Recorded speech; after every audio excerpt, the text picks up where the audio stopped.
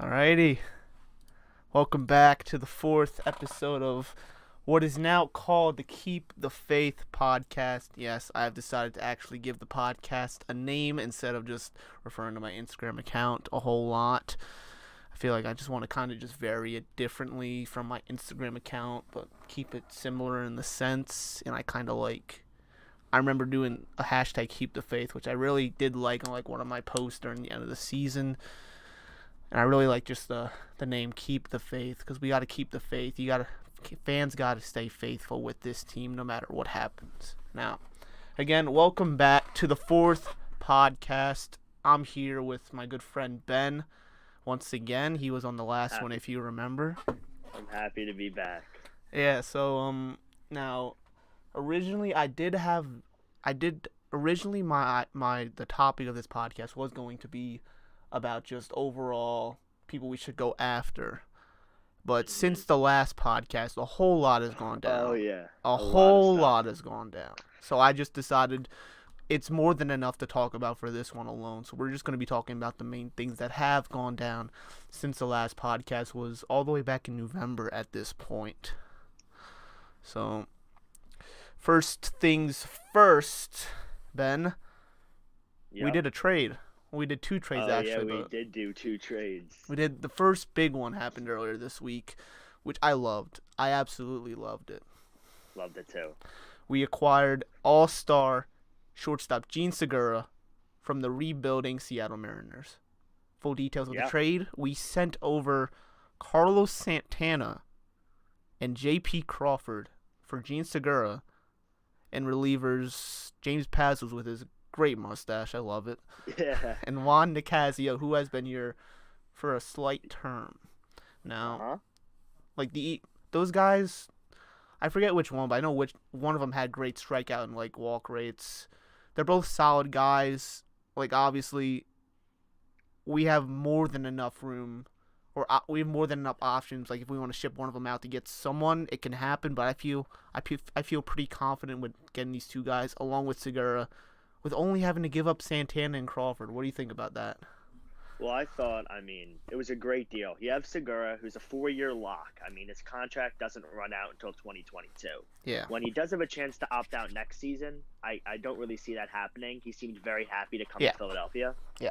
He also, with Segura, you can play him at second, you can play him at short, and you can even play him at third. He's very versatile in the infield, which is big for a Gabe Kepler team that likes to run different lineups every day. Yeah, I agree. You can see Segura at second, short, and third. I agree completely. Also, with Nicasio, you said he has been in Philly before. He's 32 years old. I think the reason why Seattle dealt him was he's a $9 million hit to the cap. Yeah, this year, which is hefty. Yeah. Now, what I know about the original deal, I was keeping up with this deal as the rumors were going on about it. Originally, I believe we did have one of our top prospects, Adonis Medina, I believe, in the deal. Then it went all the way down to just Santana and Crawford. I believe the reason, if you're justifying this for Seattle, you'll say they're dumping Segura, who they needed to get something in return for Segura. They got a good young shortstop who hasn't really done anything, J.P. Crawford, and you were able to get rid of two relievers who had a good amount of money for relievers of their ability to get a veteran first baseman you could deal later on. Yeah, Pezos he had a great year. He's only 27. He had a 2.88 ERA in 60 games, and his contract doesn't run out till 2022 also. So he's a lock for our pen for the next couple of years. He's young. Yeah. One of the things I've heard about is he had a little velocity drop, but honestly, I don't really have any of that concern with it. It happens to all the great pitchers. Arrieta had a velocity drop, and although he didn't put up the great numbers, he was still solid for us during the season where everyone was falling apart, so he wasn't the only one. I don't think you have to be worried about the velocity. Yeah, we don't have to be worried about it. Now, another reason why I love this trade is because we were able to dump the Santana contract. Dump Santana, move Hoskins back to first, and Harper to left. Yes, it's great that we were. I honestly did not think we were going to be able to dump Santana because the contract he has is huge. Huge. I think he'll benefit from the American League. he's not an awful defender, but I mean, with Nelson Cruz on his last leg in Seattle, I mean. Well, Nelson Cruz is actually a free agent this year, and really? With the rebuild, I really doubt they're going to bring him back. Yeah, I mean, I can see him as their new DH. It could happen. Well, and they got J.P. Crawford, who he was one of our top picks. He was like during the Jimmy Rollins era back early in like 2014 or something, at the end of the Jimmy Rollins era, actually. People were saying, this guy's the next Jimmy Rollins. And I was saying that too. Like, I had a lot of faith in this dude. I liked what he did. But ultimately, he just hasn't shown that much in the big league spot. And I really did not think he was going to be a big part of the future of this franchise if we wanted to win. I mean, he's got speed and he's a good defender, but I mean, he really struggled at the plate. Yeah. And you could see he got his opportunities in the beginning of the season and did not take advantage of them and got hurt. And then when he came back, he struggled to get back in the lineup because of his Drupal Cabrera success in the lineup. Yeah, and Kingery was playing short too, so he was kind of taking that up. But I mean, he didn't have a great season, but those last 15 games when they were falling apart, I mean, he was not that awful. He was getting extra base hits. You could see his speed. He had some nice defensive plays at short. I think he's going to be a nice fit for Seattle. Yeah, he's going to be a great fit for Seattle. He's not even close to Segura's caliber. Yeah, I like Seattle getting him because he's definitely going to play. No doubt about it. He's going to play. As long as he's healthy, he is going to play out there. And I really do think he has a bright future. But you see that with some players, they have a bright future, but they just don't fit. I feel that with Crawford. I felt it. I agree. And again, doing this deal, it frees up first for Rhys, which will help the defense immensely. He was arguably, you could say he was the worst outfielder in baseball last year. I mean, he didn't move around great, but it's a little much to put on our guy. Yeah. And again, you'll be opening up, because Rhys was like the everyday left fielder during last season, so you'll be opening up an outfield spot, potentially Bryce Harper or someone else, which would be amazing to happen. I do think we're going to sign an outfielder, whether it's Bryce or someone else. Or not, yeah. Now, that's it for Jean Segura. Again, just to recap, he is going to be our future shortstop. He's only 28. He's on a good contract. He is one of the best productive shortstops in the game of baseball. Arguably, he got the speed, he got the defense, and he can hit. He's one of the few players in all of baseball to hit for over 300 in the past 3 seasons. So it's a great acquisition. He is going to be a part of this future for a long time. Now, moving on to a less positive topic, Patrick Corbin. Oh, yeah. As if you're listening to this and you follow the rumors around baseball, you would know Patrick Corbin going into this offseason. He was one, like if you would rank Bryce Harper 1, Manny Machado 2 in terms of free agents, you would rank Patrick Corbin number 3. Yeah, Corbin was definitely up there. I mean, and he did visit Citizens Bank Park, and we all had hope, but I guess not. Like, ultimately, I believe his abilities were over-exaggerated. Oh, yeah. This I was offseason. looking at his numbers. 6 years, $140 million. Yeah. He's making more than $20 million a year. That is just crazy. I mean, that's a lot of money. But I understand. Yeah. He only had one good year. Only one good year last year. Yeah, and he has a huge injury history. I mean, he has injuries in his pitching elbow. And, I mean, with the run support he had, to have the record of 11-7, I mean, he did have a great ERA, and his strikeouts were up the most he's ever had in his career. But, I mean, I don't know if he's going to be able to sustain go over this amount of time, because he is 29 and he's been in the league for 6 years. Yeah. And this isn't the first year he's actually solidified himself in the rotation of Arizona and now in Washington. And we haven't had that great of history signing pitchers long term too. Like, remember Cole Hamels, I think we were still paying him last year because of like all the money we had to give him in all the years. With Cliff Lee, who really shut down in like 2015 around that. We still were paying him in 2016 and 2017. So I do ultimately, I'm not really mad we didn't get him. Like, going into the offseason, you had to know, like, Patrick Corbin grew up a Yankee fan. Yankees wanted him. It made sense. I was really shocked that he didn't. Yeah, I was shocked too. I really did think the Yankees, but I feel like Yankees have learned from their past mistakes, like with someone like Jacoby Ellsbury, for example. Huge contract, got injured a lot, wasn't really productive. There were some talks about the Phillies trading for Jacoby Ellsbury's contract. I did not like that. Yeah, I didn't like that. But yeah, I think his abilities were just overrated due to the lackluster starting pitching class. I think that's mostly why. Yeah. But ultimately, I'm not mad the Phillies didn't sign him. I wasn't really expecting him, but seeing him on the billboard, it did raise some hopes a little bit. But ultimately, I did know he most likely was not going to be a Philly because of how much he wanted and his injury history. But the thing I'm kind of mad about is he went to the Nationals. Like, of all teams. The Nationals, yeah. The Nationals. The Nationals, the team that we hate the most, he's got to go to. Yeah. The Nationals aren't even the only NL East team making moves this all season. Like, this division, it's going to be the best division in baseball. Soon. Not yet. I mean, I think with the Paul Goldschmidt move to St. Louis, I mean, the Central is still definitely the strongest division. But I mean, this division is definitely the youngest and most prominent division right now. Like, really, you got 4 teams who could win the division. Like, each have their positives.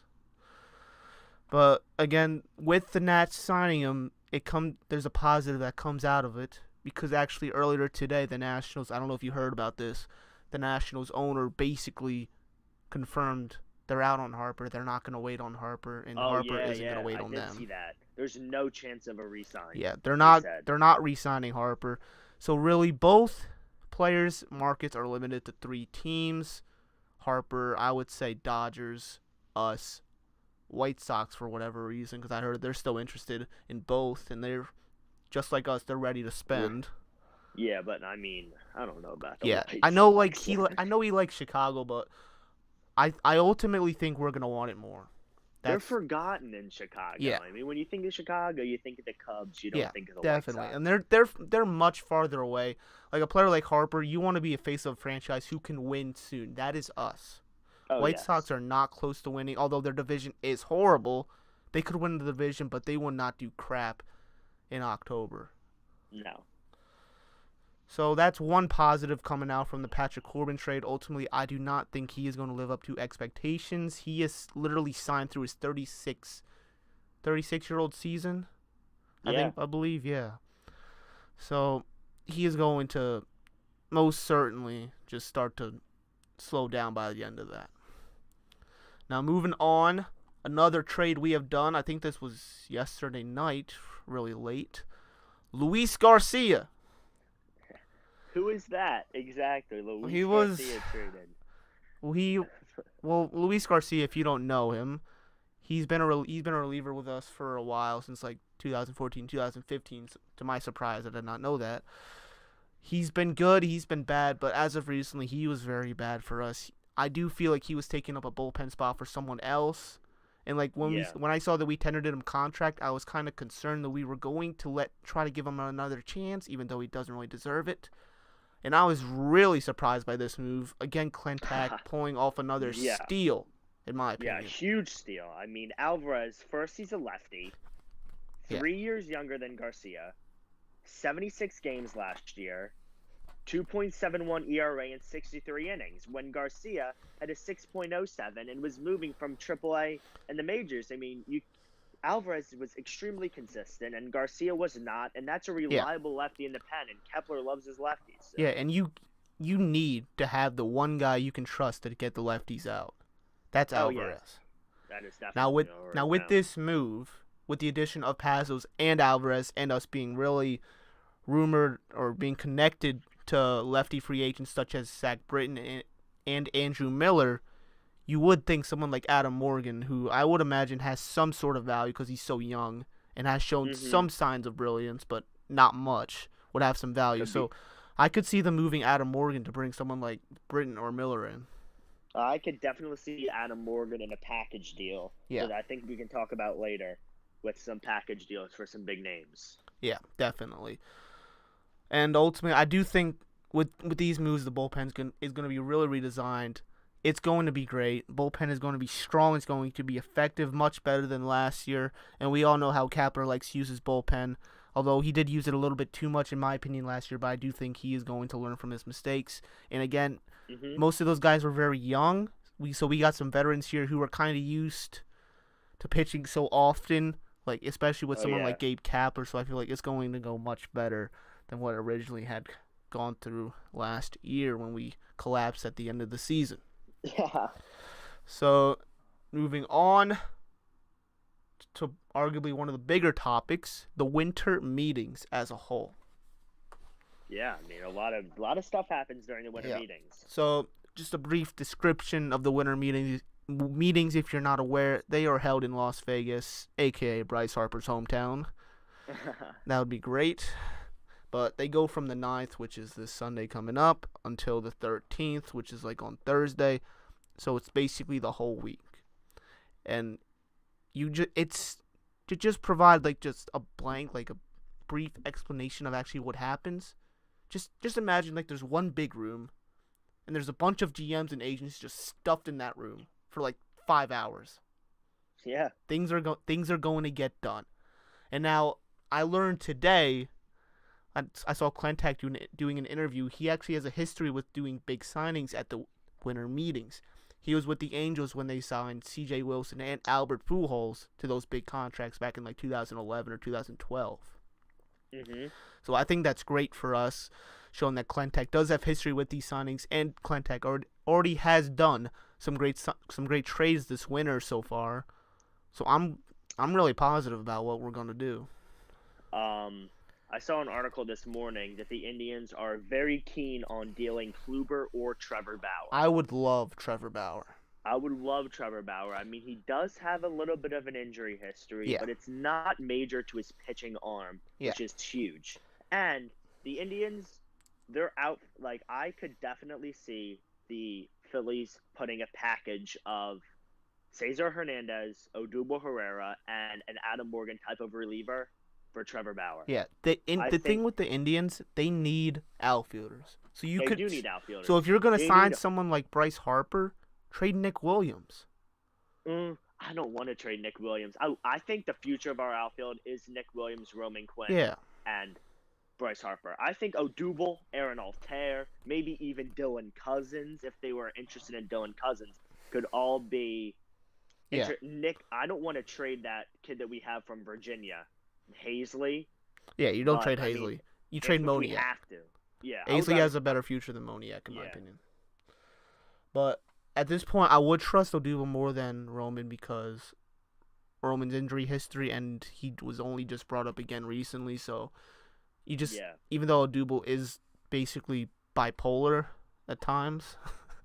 That's true. You gotta just I'd be fine if he was their opening day center fielder, but like if he goes on a hot streak before like the trade deadline, I would trade him. I would definitely. Oh yeah, definitely. If he's on an Odubel streak, that's definitely. And another name I would want, like I said, trade Williams. Like you can include Williams in the deal, and then sign someone like Bryce Harper. And another name which hasn't really been connected to many things this offseason, but he is still a great player despite getting a little bit older. Andrew McCutchen. Andrew McCutchen. I would like to see here. I mean, definitely. I mean, you probably will have to pay him. He's not going to come here unless you pay him. Yeah. And, I mean, veteran presence in the outfield, great defender, can definitely – I would put him in the second spot in the lineup if you were to get him, hit him behind Segura. Yeah. And, I mean, still got pop, but not as much pop. And I don't want to – like, if he's – 2 to 3 years max.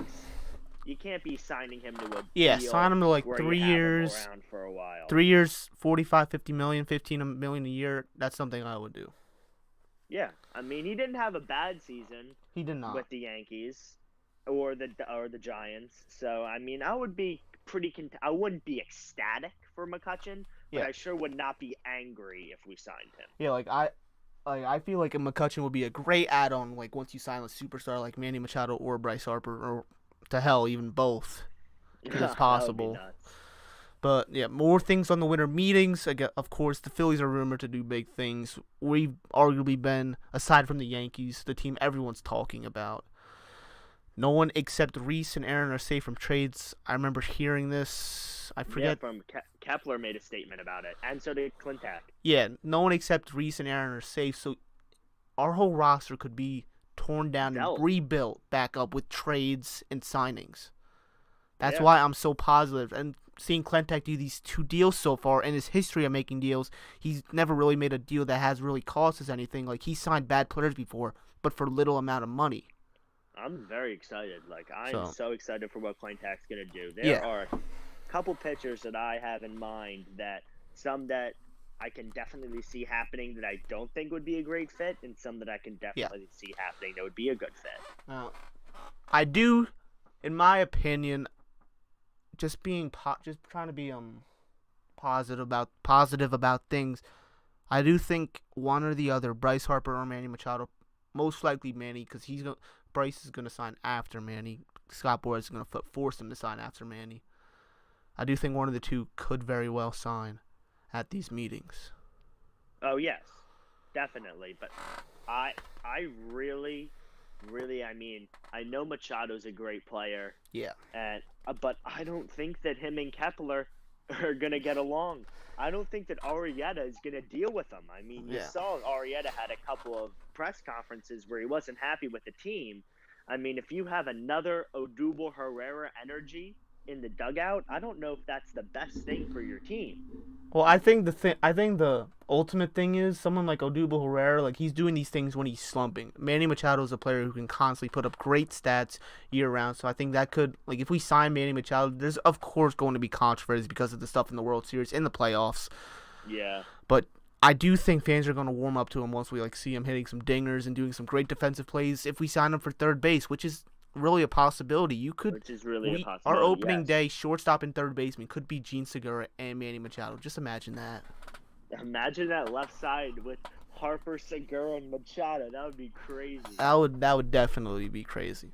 Now, there's been a bunch of rumors with, like, Happ and Eovaldi just signed recently with the Red Sox. He got overpaid as well. He did get overpaid, but I mean, he's a slinger. He throws 99 consistently. Like, you don't want to pay someone who's had two Tommy John surgeries, one just before the last season, this freaking, like, $70 million 4 years, something like that. That's just crazy. I know, that's a lot. But yeah, I do see us potentially getting our starting pitcher we've been vying for. 2 names I like, J Happ, but you're gonna be iffy on him because of course he's older, although he's still pitching good. But the Yankees are also in on him. Yeah, he's a former Philly as well. And one name I actually do want, despite the obvious downfall or decline in stats, is Madison Bumgarner. Pitcher's going to hit more home runs than half of the Phillies lineup did this year. Oh, yeah, definitely. But I've written about this, like, in my spare time just for myself. But I would really like Bumgarner, but he would not be my first choice. Like, it's someone like, not. If these other guys go off the board that we want and Madison Bumgarner is still on the board, I would do it. I would take it 100%. I'm telling you right now, if the Phillies sign Harper, there is no way you're getting Bumgarner. Yeah. Or it all depends on what happens first. I think if the Phillies sign Bumgarner, there's no way you're getting Harper. Harper's going to most likely be, like, one of our last splashes. I do, and that's why I think that Klentak is going to be conservative and not sign a big name, and then end the winter meetings or end closer to spring training with the big Harper splash. Yeah, but again, like, I think that's how it's going to be done. But again, you got to think, like, if you have bigger, if you're Bryce Harper, just imagine you seeing this team doing great trades, getting rid of one of your horrible relievers, and getting a great young shortstop in Gene Segura, and trading for someone who's probably one of the best postseason pitchers in the history of baseball. That would make that place really, really appealing to me. Yeah, but if you get Bumgarner, you're giving up. Yeah, definitely. Franco, you're giving up. Hernandez, you're giving up. Well, probably more on the prospect side because the Giants just got this new general manager who's all about the rebuild and trying to get their farm back up. Yeah. So you'd be giving up someone like Medina or Moniak. Or I really hope it doesn't happen, but I mean I could not see them doing this trade without having Sixto Sanchez in it. I think they're high on Sixto, although I heard rumors he might have been involved in the Segura trade, although that did not happen. Thank goodness. I am hoping the highest prospect that we trade is Adonis Medina, who is like a number 2 or number 3 prospect at this point. Yeah. But I would not be mad with Bumgarner, although of course he's declined, but he's just he's a veteran who consistently puts up good stats, even with the decline in like velocity. He's still nasty. He can still be a good, solid, and of course, he's a veteran who can provide, like if we like someone like Cole Irvin, for example, he was like the minor league AAA pitcher of the year. He's going to be coming up this year, no doubt. Bumgarner being a lefty and actually having that experience as a lefty, being in the playoffs, I could see him being a great mentor to someone like Cole Irvin, for example. Yeah, I completely agree. I have one name that I've heard you talking about, Robbie Ray. Yes, I've been talking about Robbie Ray a little bit. Robbie Ray. I the would main do reason that. I love him, I mean, did get hurt this year. Yeah. He has one of the best strikeout percentages in baseball. Oh yeah, definitely. And I mean, he's been under the shadows of Zach Greinke ever since Greinke's come to Arizona, and you've already seen that Arizona has not been scared to trade some of their all-stars. Yeah, they're gonna start rebuilding. And they definitely need a corner infielder. I mean, when your two infielders right now are Ketel Marte and Nick Ahmed, you need some help in your middle infield. Yeah. And that's why I think that Cesar Hernandez could definitely be in a deal. AJ Pollock is a free agent. They need a center fielder. Maybe Nick Williams. Maybe Odubel Herrera. Maybe Roman Quinn. Maybe even Roman. Hopefully not. I love Roman Quinn. Well, he did have a good. He did. He has injuries, but he had a great end of the season. So you don't really know what you're gonna get with him. So maybe that could be an option. That could be an option, but I mean, so there's many things on the table. He is still pretty young, and I mean, he throws heat. Oh, I mean, having him as a third in the rotation is big. Yeah, like he's someone like I said briefly, like how like there's already these other pitchers on the table that I would prefer over Bumgarner. He's like one of those guys I would like to get instead of Bumgarner. I would say the two highest pitchers I'm on over Bumgarner are Robbie Ray and Trevor Bauer. Trevor maybe. Bauer or Corey Kluber. J Happ would probably be like number 3 in that list, right? Yeah, I mean, I love J Happ, but like J Happ, he did have a great. I mean, the Yankees traded for him. And he wants 3 years. Like that's kind of iffy. He'll be 39 by the end of the contract. I don't know if he's gonna. Maybe he'll be Jamie Moyer, like the old Jamie Moyer for the Phillies back in 08. But you never know it with the veterans, the old veterans. Yeah. So really, we just briefly talked about just one topic in starting pitching, and all these names came up and all these possibilities. It just shows how many potential outcomes we could see go through by the end of the winter meetings and by the end of this offseason. Crazy things are to come. Bartolo Colon? I would love. That'd be nice. That would be hilarious, Bartolo. Well, Bartolo should try to get on each team in the major leagues. I don't think anyone's ever done that. I mean, I would love to see Bartolo have another year. He's going to. Someone's gonna sign him, like the Rays, like the Rays or something. Like I can see the Rays. They'll have him move him to the pen, and they'll have the Rays pitch him for the first 2 innings every game. Yeah, and now like that. All right, that'll end it on the winter meetings. Now our final mini topic is not really a main topic. Mini topic. Just recently announced today, Phillies got a new logo. What do you think about that, Ben? So I saw some pictures of it.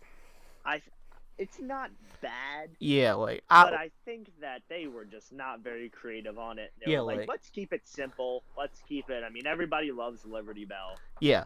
So. I was browsing just Phillies news in class today, in school today, and I saw Phillies have a new logo. Look at it. It's amazing. I'm like, holy shit, they got a new logo. Sorry for cursing, but I was thinking something really something crazy, but they literally, I like it. Of course I love the Liberty Bell. I just love it. But you literally just took the same font, you just changed the colors a little bit, and you just made the Liberty Bell a little bit bigger. But I'm hoping that we kind of embrace the Liberty Bell, maybe new addition to the jersey, or I have actually the bell hat used in spring training from last year. I'd love that to be a main hat. That'd be dope. At least it's not ugly. Yeah, definitely. Yeah. Hopefully we'll see Bryce or Manny in one of those shirts. Yeah, hopefully. That'd be nice. Now, all right, that's about it for this Keep the Faith podcast. Keeping the Faith podcast. I'm not sure which one it is yet, but again, thank you all for listening in. Again, follow me on Instagram at PhilliesUnited. If you want to follow Ben, you want to say your Instagram, Ben? Ben.Gendron. All right. Yeah, if you want to follow Ben too, he's a great guy to talk to about Phillies. And now, again, I'm going to try to have these podcasts weekly, hopefully. But again, it all depends on the news. But, like, if each week goes as great as this one did, I think we'll be fine. Mm-hmm. Now, I'm still taking questions, although no one's really submitting them. But if you want to ask a question, I'll answer it on the podcast. We'll both answer it. That's about it. Thank you all for listening on this Friday evening. We've been going for, 30 minutes. 30 minutes? That's crazy. That's long for us. That's good. That's the longest podcast. We're making, doing good. I got to get this stuff monetized soon. Yeah, I got to be like one of those professional podcasters. Well, again, thank you all for listening. Again, follow the Instagram where I'll be posting about the rumors and stuff coming up at PhilliesUnited. You can follow Ben if you want. Once more, everyone, thank you for listening. Hope you have a great evening, and hopefully we do sign Rhys Harper or Manny Machado. I really, really hope it happens. Alrighty, thank you all for listening. Have a great night.